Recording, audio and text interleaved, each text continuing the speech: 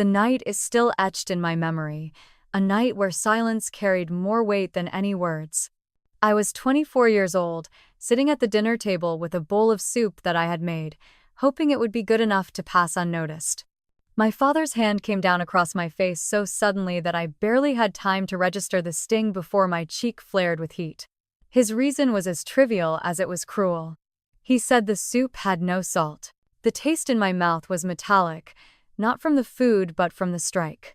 My chest tightened, my pulse racing, while across from me my mother only smirked, stirring her spoon with an indifference that cut deeper than the slap itself. I wanted to disappear, but their eyes pinned me to the chair as though I were a prisoner awaiting judgment. I muttered an apology, my hands trembling, my voice small. A piece of me cracked inside that moment, a fragment of hope that still clung to the idea that home might one day mean safety. For years, I had been their outlet, their target, their punchline, both in words and in fists. That night was not an isolated moment, but the latest in an endless string of humiliations. When dawn arrived, I found myself in the bathroom mirror, trying to hide the bruise blooming across my cheek with shaky dabs of makeup. I layered concealer upon concealer, as if I could erase not just the bruise but the memory of his hand. My father had already leaned close earlier that morning, his breath thick with whiskey, his warning sharp. An important guest would be coming by noon, and I had better look presentable or he would put me out of the house without hesitation. I nodded like the obedient daughter he wanted me to be, but something inside me was shifting. By breakfast, the house was already a stage set for performance. The kitchen filled with the smell of eggs frying in the pan, their sizzle filling the silence. My father stormed in, his tie already knotted, his eyes glancing at me as though I were nothing more than a piece of furniture. "Hurry up," he barked, his tone cold, reminding me not to ruin the morning meal like I had ruined last night's dinner. My lip pressed between my teeth, my stomach twisting, I set about my tasks with quiet desperation. 6 months earlier, I had been let go from a position at an advertising firm in the city, swallowed by corporate downsizing. I had no savings, no apartment, no safety net, so I had come back to Mansfield believing my parents' home would be a refuge. Instead, it had become a cage. My father took over my bank account under the guise of responsibility. He rationed me $50 a week, just enough for gas and groceries, while he and my mother lived comfortably from the estate left by my grandfather. My independence vanished with every swipe of his pen, every glance at my transactions. My mother was no gentler. She wore her disdain as easily as her jewelry. Yesterday, when I spilled coffee grounds on the kitchen counter, she sneered, her voice sharp enough to slice through skin. Useless, she had called me. Incapable of even the simplest chore. The words clung to me longer than the stain on the floor, piling onto the weight already pressing down from my father's control. I plated the eggs on autopilot, my mind elsewhere, thinking about the life I had once imagined for myself, a career in the city, evenings filled with laughter and possibility. Instead, I was folding napkins and setting a table for people I did not know, rehearsing the lines of the silent, submissive daughter. Then the phone rang. An unfamiliar number blinked across the screen, and with hesitation, I answered. The voice on the other end introduced himself as Stephen Hayes, the manager of my grandfather's trust fund. His tone was urgent, professional but tinged with concern. He said there were irregularities with my account and that we needed to meet. My heart stumbled. "What kind of irregularities?" I asked, keeping my voice low, afraid my mother might overhear. "Large withdrawals," he said, unauthorized. He asked me to come by his office that afternoon. My fingers tightened around the phone, my pulse quickened. Unauthorized withdrawals? The account was locked, managed entirely under my father's watchful eye. I promised I would try to make it and hung up, slipping the phone into my pocket. My mother's eyes narrowed from across the room. "Who was that?" she asked with suspicion dripping from her tone. "Just a friend," I lied quickly, but my mind was already spinning. If what Stephen said was true, it meant something far worse than simple control. It meant betrayal at a level I had not yet dared to imagine. Noon drew closer, the table set with precision, each fork and knife aligned to my father's demands. My dress smoothed, my concealer carefully covering the mark on my cheek, I answered the door at my mother's command. 3 guests entered, 2 women chattering with polite cheer, and then one face that pulled me back to a time when I had still believed in possibility. Jonathan Price, my old friend from college, stood there with a familiar smile that faltered when his eyes found mine. He saw more than I wanted him to see. The bruise, the fatigue, the silence. "Chelsea," he said softly, his voice warm but edged with caution. "It has been a while." My lips curved into a fragile smile, but inside I was trembling. We had once shared late nights over books and laughter, dreams of building lives beyond small towns. Now, standing there under my parents' roof, I felt like a stranger to the girl I had once been. I guided them to the table, every step rehearsed, every gesture careful, but Jonathan's eyes lingered, watching, searching. I poured iced tea into tall glasses, my hands steady on the surface but shaking inside. The chatter of my mother's friends filled the dining room, their laughter bouncing lightly off the walls, oblivious to the storm brewing beneath my skin. Jonathan leaned toward me, his voice low enough for only me to hear. "Are you all right? You seem off." His words landed heavy, heavier than the clinking of glass or the hum of conversation. My throat tightened. I whispered back that I was fine, but my voice betrayed me, cracking just enough for him to know it was a lie. His brow furrowed, his eyes searching mine with the same attentiveness he had carried in college whenever I was stressed before an exam or nursing heartbreak. Before I could explain, the front door opened with a thud that made me flinch. My father strode in, briefcase in hand, irritation radiating from every step. "Traffic was a nightmare," he grumbled, tossing his jacket onto a chair. His eyes found me like a spotlight, sharp, assessing. "Why are you standing there? Serve the food." My cheeks burned, my body obeyed, and Jonathan's hand quietly dropped from my arm, but not before I caught the way he looked at my father, jaw clenched. In the kitchen, I reached for the tray of sandwiches, my hands betraying me with their tremble. Jonathan followed, offering to help, though his true intent was to get a moment away from the others. "Chelsea," he whispered, his urgency cutting through the clatter of plates. "That mark on your face, it is not nothing. Tell me the truth." My throat closed, tears threatening to surface. "Not now," I hissed, glancing toward the dining room where my mother was laughing with calculated ease. Jonathan's eyes did not waver, his voice firm. "I will call you tonight. We are not done here." For the first time in months, hope sparked, faint but alive. He saw me. He remembered me. He cared. After lunch, I excused myself under the pretense of clearing dishes, but my phone buzzed with a message from Jonathan. "Meet me at the park near your house." My fingers hesitated over the screen, fear whispering that my parents would find out, but I typed a quick yes and slipped out later through the back door. The park was quiet that afternoon, leaves rustling in the breeze, children's laughter faint from the swings.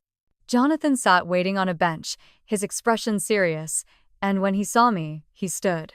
"Chelsea," he said, his tone firm yet gentle. "We need to talk now." His eyes locked onto mine, unrelenting, demanding honesty. My shoulders sagged under the weight of secrets. I sat, clutching my purse like a shield. He asked again, softer this time. "What is really going on? Do not tell me you are fine." The words spilled out of me before I could stop them. "It is my parents," I whispered, my voice shaking. "They hurt me, Jonathan. Physically, emotionally. Dad hits me over the smallest mistakes. Mom just watches or sometimes joins in. They control everything, my money, my life. I am trapped." Jonathan's face darkened, anger flashing in his eyes, though his voice remained steady. "That is not okay, Chelsea. You do not deserve this." My fear surged, my hands twisting in my lap. "If I speak up, they will kick me out. I have nowhere to go. They control my bank account." Jonathan leaned closer, his voice a promise. You are not alone in this. I will help you find a way out. His words pressed against the doubt and fear like a light in the darkness, but leaving meant abandoning the only home I had, and the thought twisted in my chest. Later that afternoon, I kept the appointment with Stephen Hayes. His office was modest, tucked in a small strip mall, but the moment I sat across from him, the air felt heavy. "Chelsea," he said, sliding a stack of papers across the desk. "Your grandfather's trust fund, the one meant for you, has been tampered with. Someone has taken $75,000 using your account as a cover." My stomach dropped, the papers blurring as my pulse roared in my ears. "Who?" I asked, though my heart already knew. Stephen's face was grim. "The transactions trace back to your father. He has been siphoning funds for over a year." My breath caught. My father had always claimed the trust was bound by legal red tape, inaccessible. Instead, he had stolen from me, using my name, burying his crime in lies. Stephen's voice pressed on. "Your parents have legal access as co-trustees, but this is fraud. You need to file a complaint to protect yourself, or you could be implicated." I gripped the papers, my hands trembling. To accuse my parents was unthinkable, but to stay silent would mean sinking further into their control. Stephen's tone softened. "This is not only about money, it is about your future. Do not let them destroy it." His words carved deep, and though my fear raged, something inside me was shifting again. When I returned home, my mother's eyes narrowed immediately. "Where were you?" she demanded, suspicion sharp in her voice. "Errands," I lied, slipping past her, heart hammering as I hid the documents in my room. Edward was not home yet, but his presence was everywhere, a shadow in every corner. I thought of Jonathan's promise, of Stephen's warning. For the first time, I saw a possible path forward, but it was lined with fire. Standing against them would mean risking everything: shelter, family, what little security I had left. Yet, as I lay awake that night, Jonathan's words echoed in my mind. "You are not alone." Maybe, just maybe, I could fight back. That evening, I stood in the living room with the documents tucked inside my bag, their weight heavy but pushing me forward. My father lounged in his armchair, his face relaxed in the glow of the television, while my mother fussed with a vase on the mantel. My heart pounded so hard I thought they would hear it before I even spoke. I drew in a breath, steadying my voice. "I know about the trust fund," I said, my gaze fixed on my father. "You stole $75,000 and used my name to cover it." For a second, the room froze. My father's eyes narrowed, his face twisting with rage and disbelief. "You're insane," he spat, leaning forward. "Making up stories now, are you?" His voice carried venom, but beneath it I caught a flicker of unease. My mother's arms folded across her chest, her lips curling. "Ungrateful," she hissed. "We gave you a roof, food, everything, and this is how you repay us." Her words tried to crush me, but I held tighter to my resolve. "It is not nonsense," I shot back, though my hands trembled. "I have proof: bank records, transactions. The lies are over." My father slammed his palm onto the armrest, the sound cracking like thunder. "You're out of line," he roared. "Go to your room before you make this worse." His fury filled the space, but for once I did not shrink away. My chest burned, but I turned, retreating not in defeat but to prepare. Upstairs, behind the locked door of my room, I pulled out my phone and dialed the number of the one person I knew I could trust outside of Jonathan. Ellen Brooks, our neighbor, answered on the second ring. "Chelsea," she asked, her voice warm yet tinged with concern. "What's wrong?" My throat tightened, but I forced the words out. "I need your help, Ellen. It is about my parents." Within minutes, I was at her house, crossing the yard under the cover of dusk. Ellen welcomed me into her cozy kitchen, the scent of tea and lemon biscuits wrapping around me. Her face grew serious as I explained everything: the theft, the bruises, the years of silence. She listened without interrupting, then quietly set a small recorder on the table. "I suspected something was wrong for a while," she said. Last month, I overheard them through the open window. They were fighting about money. Your money. She pressed play, and their voices filled the room, crackling but undeniable. My father's voice, sharp and furious. If Chelsea finds out about the 75,000, we are finished. My mother snapped back. She will not. She is too weak to check. The words cut like knives, proof of their betrayal echoing in my ears. My stomach churned as tears pricked my eyes. Ellen's hand covered mine gently. There is more, she said softly. My security camera caught things. Your father shoving you in the driveway. Your mother screaming at you on the porch. I gasped, stunned. She had evidence, proof of what I had endured hidden away for months. Why didn't you tell me? My voice cracked, trembling with both relief and anger.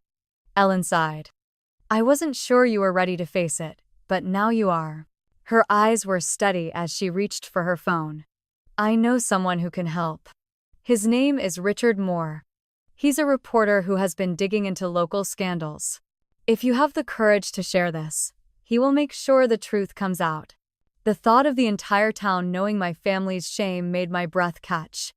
But Ellen's hand squeezed mine, and Jonathan's face flashed in my mind, his promise echoing. You are not alone. Ellen dialed the number, and Richard's voice soon filled the kitchen, calm but intent. Chelsea, if you have evidence, I can help you. But you must be willing to go public. My voice shook, but I said the words that sealed my choice. I am ready. That night, as I returned to Ellen's spare room with the recorder in my bag, I lay awake replaying every word. My parents believed I was weak, that I would stay silent forever. They were wrong. For the first time, I had more than bruises and whispers. I had proof. I had allies. And I had a chance.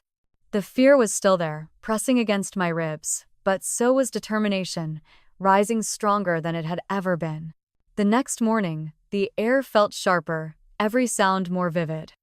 I was no longer just surviving. I was preparing to fight back. A few days later, I sat at a small coffee shop downtown, the rich smell of roasted beans hanging in the air as voices hummed around me. Jonathan sat across the table, steady as always, while Richard Moore, notepad in hand, leaned forward with sharp eyes and quick strokes of his pen. We spread the evidence across the table. Stephen's bank records, Ellen's recordings, timestamps from her security footage. My hands trembled as I flipped through the pages, each one a blade slicing through the illusions I had lived under. This is strong, Richard said, his voice steady.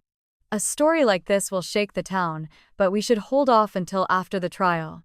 It will protect the case and give your words more weight. His confidence pressed against my uncertainty, helping me believe in the power of the truth. Jonathan squeezed my hand under the table, his presence grounding me. You're doing the right thing, he said softly. His touch sent a spark through me, one that reminded me of late nights in the library back in college, when we'd shared dreams instead of fear. Filing the lawsuit felt like stepping into fire. Yet with Jonathan's encouragement and Ellen's steady faith, I pushed forward.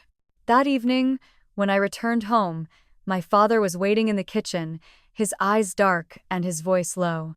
He shoved a document across the counter. Sign this, he demanded. It clears up the trust fund misunderstanding. Do it, or you're cut off, no money, no house. My stomach twisted as I scanned the paper. It was a legal waiver, claiming the missing $75,000 was a family loan. Another lie meant to bury the truth. My mother stood nearby, her gaze cold, her voice sharp. Don't be foolish, Chelsea. Sign it and move on. I stared at the paper, fear urging me to comply, but another voice rose louder, the echo of Jonathan's promise, Ellen's evidence, Richard's determination. I pushed the paper back. Number. My father's eyes widened, his jaw tightening as if he might strike me again. You ungrateful little, he began, but I cut him off, my voice steadier than I expected. I am not signing anything. I know what you did, and I am done hiding it. My mother gasped, shock breaking her calm mask. but I didn't wait for their response. I grabbed my bag, already packed with essentials, and walked out the front door. My legs shook with every step, yet I did not look back. I crossed the street to Ellen's house, each footfall a declaration of freedom. Ellen opened the door, her spare room already waiting. "You're safe here," she said, pressing a warm cup of tea into my hands. Her kindness wrapped around me, and though fear still gripped my chest, I knew I had taken the first step out of the cage. That night, I texted Jonathan, letting him know I had moved out. His reply came within seconds. "Proud of you. I'm here." The words lit a fire in me, and I realized how much I leaned on his steady presence. When morning came, Jonathan arrived at Ellen's house, his smile soft, his eyes filled with quiet strength. We sat together on her porch as autumn leaves drifted across the yard. "You're braver than you think," he said. I let out a shaky laugh. "I don't feel brave. I feel like I'm falling." His hand closed over mine, firm and warm. "You're not falling alone," he said. The words sank deep, stirring something in me that had been buried under fear. Over the next days, Richard called often, piecing together the story that would soon unravel everything my parents had built. He told me we had enough for a draft article, but that it would only run after the trial. "Your parents won't walk away clean," he promised. His certainty became fuel for my resolve. With Jonathan by my side and Ellen giving me shelter, I began to believe I could face the storm that was coming, not as their controlled daughter, but as a woman determined to reclaim her life. When the cold morning of the courthouse arrived, I stood tall, evidence in hand. The halls buzzed with murmurs as I recounted everything: how my parents had siphoned money, how they had struck me down both with words and fists. The judge listened closely, each piece of evidence striking against the defense's fragile wall. Ellen's recordings echoed in the courtroom, my father's own voice sealing his fate. When the verdict came, my father was sentenced to 5 years in prison, ordered to repay the stolen $75,000. My mother avoided jail but could not escape the eyes of the community, her reputation shattered. I met my father's glare as he was led away, his fury like fire, but I did not flinch. For the first time, I felt untouchable. Outside the courthouse, the chill of winter air brushed against my face, sharper than I remembered it ever feeling. Jonathan stood there waiting, his steady presence like a shield against the whispers of onlookers and the sting of my father's glare still haunting my mind. "You did it," he said, his arms pulling me into a hug that steadied the tremor in my chest. For the first time in years, I felt the chains loosen. Victory did not taste sweet, it was heavy, exhausting, but it was mine. Later that day, Jonathan revealed what he had done behind the scenes. "I reported your father's actions to his partners in Columbus," he said, his tone firm. "They cut ties. No more contracts, no more deals." His words sank in, the truth landing like another blow against the empire my father had built on lies. The foundations were collapsing, not just in the courtroom, but everywhere he had pretended to hold power. By evening, Richard's article was printed on the front page of the local paper. "Local couple exposed in trust fund fraud, daughter reveals abuse." The headline screamed the truth that had been buried in silence for too long. The story spread through Mansfield like wildfire. Neighbors whispered at the grocery store, their smiles turning cold when they passed my mother. Once admired, she now walked the streets with lowered eyes, her name weighed down by scandal. At Ellen's house, where I still stayed, we read the article together. "You've changed things," Ellen said, her eyes warm with pride. "People are talking, and more importantly, they are listening." I nodded, though my throat felt tight, the weight of their attention pressing on me. The next morning, I received a call from Donna West, the president of the community board. She invited me to her office, a modest space lined with plaques and photos of community events. "Chelsea," she said, her tone gentle but firm. "Your courage has inspired us. We want you to serve as an advisor for the Community Trust Fund, to oversee grants for local families, to make sure no one else faces what you did." Her words caught me off guard. To be trusted with something so important, To be given a chance to turn my pain into purpose felt like a lifeline. I left her office dizzy with possibility. Jonathan was waiting outside, leaning casually against his car, his smile breaking into a grin when he saw me. "What's the news?" he asked. When I told him, his eyes lit with joy. "That's perfect for you," he said. "You're going to make a difference."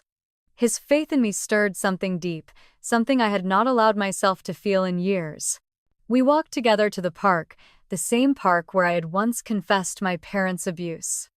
Now, as we sat on the bench with our shoulders brushing, I felt how far I had come.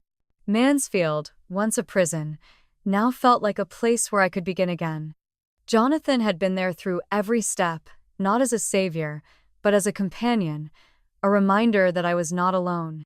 I realized then how much he had become my anchor, not just a friend from the past, but someone I trusted with my future.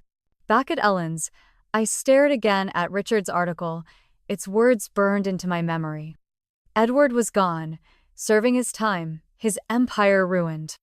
Barbara was shunned, her reputation in ashes. And me, I was no longer their puppet. Donna's offer and Jonathan's unwavering support opened a door I had never imagined I would walk through. For the first time, I felt like my story was no longer about survival. It was about rebuilding on my terms. As the weeks passed, I began to step into that role. Donna guided me through the first meetings, introducing me to families who needed the kind of help I had once been denied. I listened to their stories, their struggles, and each time I offered support, I felt a piece of myself heal. Jonathan sat with me on late nights, helping me review proposals, his patience unwavering. Ellen became my sounding board, reminding me of how far I had come. Slowly, I was no longer the girl trapped in my parents' house. I was someone shaping a new path, one built on resilience, on courage, on truth. The fear had not vanished, it still crept in during quiet moments, but now it was matched with determination. And for the first time, I could see a future not bound by the shadows of my past. A month later, I stood in the doorway of my own apartment, a modest space in downtown Mansfield. Boxes lined the walls, each one a symbol of freedom. Each item unpacked a step away from the life I had left behind. The money I received as partial restitution from the trust fund had given me the chance to start fresh. $30,000 wired into my account, no longer guarded by my father's hand, no longer twisted into lies. With it, I furnished the small apartment with secondhand treasures, a sturdy table, a well-loved couch, fairy lights strung across the wall. It wasn't grand, but it was mine. Every nail hammered, every shelf placed, whispered independence. Jonathan helped me carry in the last box, laughing when the door stuck as we tried to squeeze it through. The laughter was real, untainted by fear, and I clung to it like oxygen. Our bond had deepened since the trial, built not only on shared struggle but on the quiet nights where we sat with coffee, planning the future. At our engagement party, he had knelt down in the very park where I once told him my darkest truth. His proposal was simple, heartfelt, and I had said yes with tears in my eyes, knowing that this love was different. This love was safe. As I sorted through invitations, I made a decision that felt like a final act of closure. My parents would not be invited. A letter had come from my father, filled with apologies written from his prison cell, begging for forgiveness. My mother had called, her voice shaking with guilt and promises to make things right. I read their words, then set them aside. Their remorse had arrived too late, like a bandage offered after the wound had already scarred. I would not let their shadows stretch into this new chapter of my life. Barbara had already left Mansfield, her social circle shattered after Richard's article. Whispers followed her until she packed her things and moved to Cleveland. My father remained in prison, a reminder that justice, though painful, could be served. Their absence no longer stung, it felt like release. For so long, I had carried the weight of their control, their anger, their disdain. Now, with every day that passed, that weight lifted. With Donna's support, I launched a nonprofit dedicated to helping survivors of family abuse. I called it Haven because that's what I had longed for when I was trapped, and that's what I wanted to create for others. It began small. With local donors Ellen helped connect me to, and Richard even wrote a follow-up article, shining a light on its mission. The work was demanding, but fulfilling. Each meeting with a survivor reminded me why I had fought so hard to escape.